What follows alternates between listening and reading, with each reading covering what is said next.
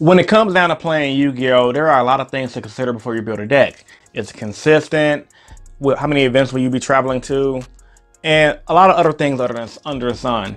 But in this video, I discover 5 things I personally think are the most important to think about before you guys build that deck that you want to play with and take it on your Yu-Gi-Oh adventures, if that's a thing.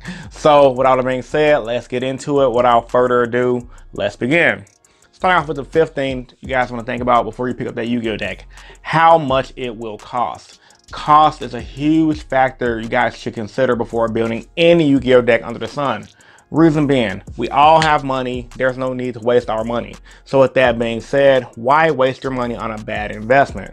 Anything can happen to a deck. It can get banned, it can get e-banned, the cards can go down in value, the cards can go up in value. So with that being said, guys, before you guys pick up any deck, consider how cost effective the deck is, or how costly the deck is before you guys pick it up. Because if it's cheap, let's face the fact, it's worth to pick up. You can pick the deck up for like under 50 bucks. It's not a bad investment. But if it's like 100 bucks or 200 bucks, or getting to those high numbers, like buying 3 engages, a couple of ash blossoms here and there, you guys definitely want to consider, okay, is this deck really worth it? Can I pick it up for cheaper, or should I even think about investing into this deck when I can use this money for other things? So, you know, just think about how much the deck costs before you guys pick it up, and you guys be a lot happier, because I've seen players time and time again throughout my Yu-Gi-Oh and other card game adventures playing card games, and they waste a lot of money on a deck to not go to locals, to not travel with it. It sits at home, the deck goes down in value, and they just pretty much wasted their money. Number 4, this ties into my first reason on how much it costs. How often will you use the deck? Now think about it. Using a Yu-Gi-Oh deck is very important, because no one wants to buy a deck that they've pretty much never freaking will use. For example, I've seen players, once again, they'll pay all this money for a deck, whether it's $50 deck or $100 deck. It sits at home. They go to locals once every blue moon. Heck, I've done this with Spirals.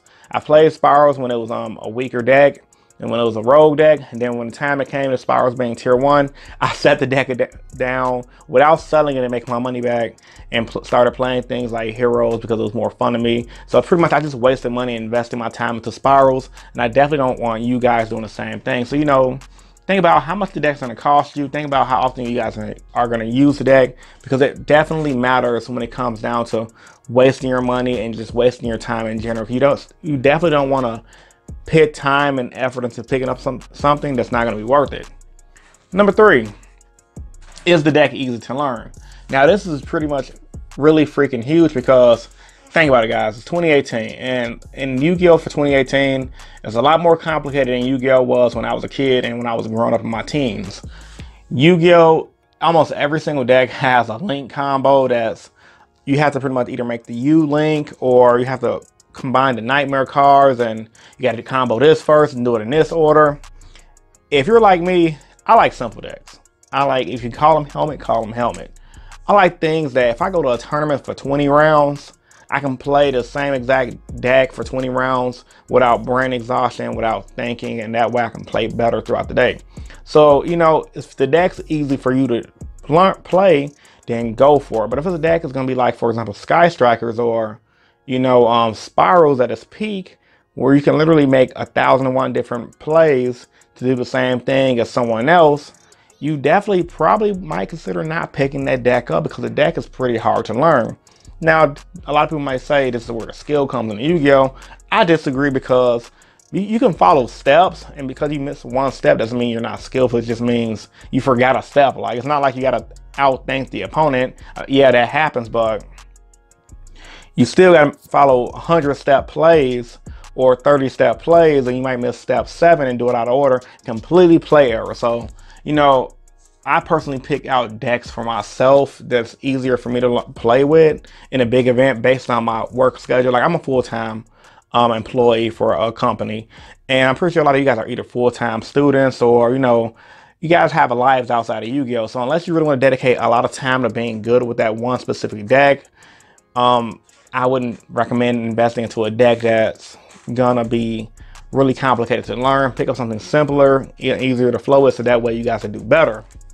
Number 2, how overpowered is the deck? Now, you guys are building a Yu-Gi-Oh deck or picking a deck up, you guys definitely want to pick up a deck that, in my opinion, has a power level of over 9,000. If you guys know that Dragon Ball Z reference, it'll be great. If you're not, oh well.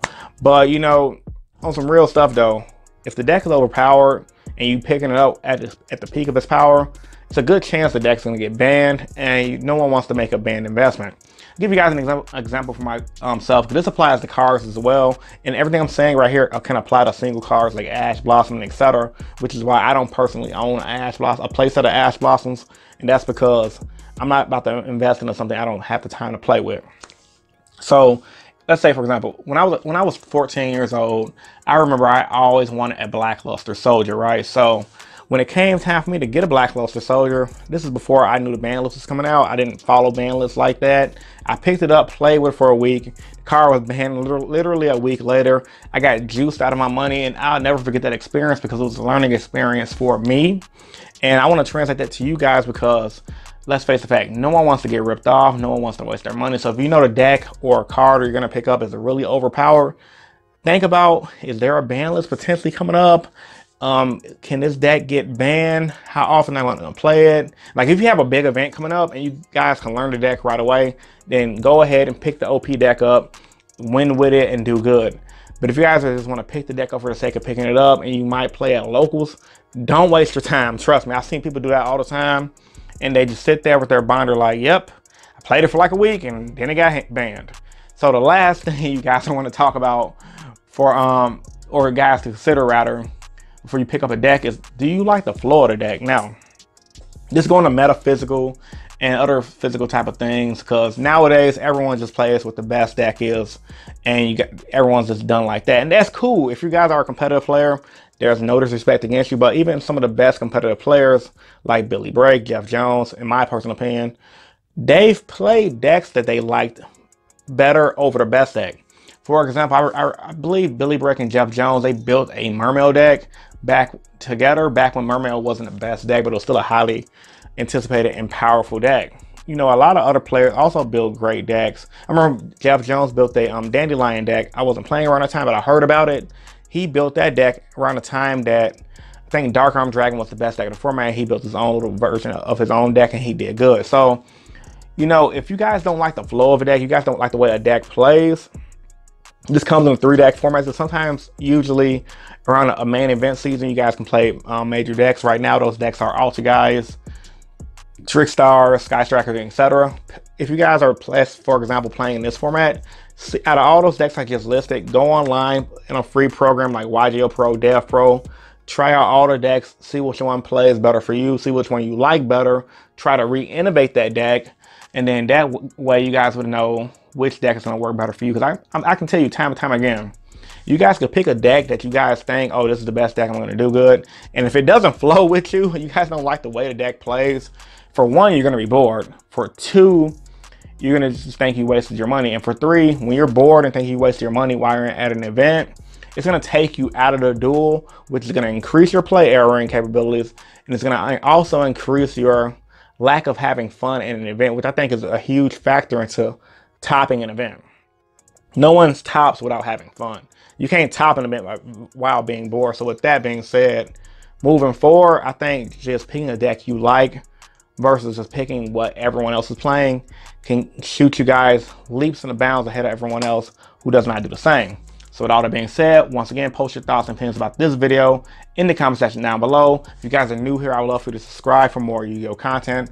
I'm uploading sporadically throughout the week, so if you guys enjoyed what you guys saw here, hit the subscribe button for more. So with all that being said, once again, this is Innovation YGO, and I'm signing out. Peace and stay. Don't forget, guys, do, subscribe.